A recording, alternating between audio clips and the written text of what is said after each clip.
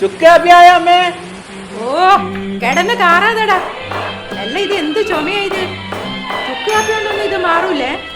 നിങ്ങള് തൽക്കാലം വേഗം ഒന്ന് ഇട്ട് താപ്പ. കൊണ്ട് പോയി ഡോക്ടറെ കാണിക്കട്ടെ ചക്ക. അതൊക്കെ കാണിച്ചതാ.